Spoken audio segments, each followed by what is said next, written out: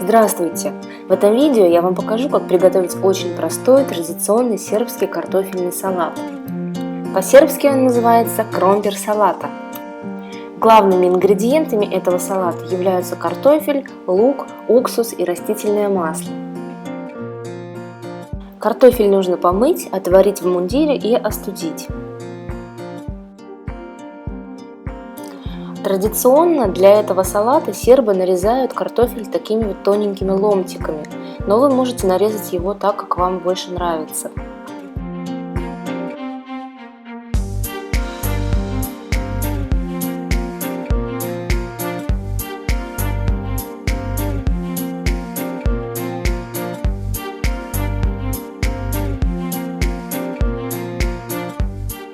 Лук нарезаем тонкими полукольцами.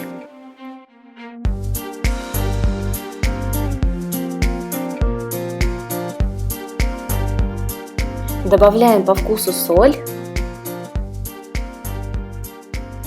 черный перец, яблочный уксус и подсолнечное масло.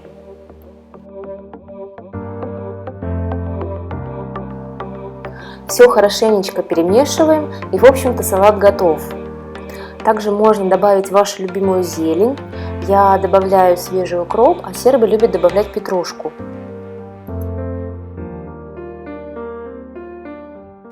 Также можно украсить салат, например, цветочком из редиски.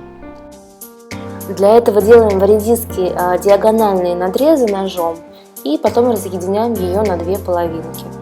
Цветочки готовы. Желаю вам приятного аппетита!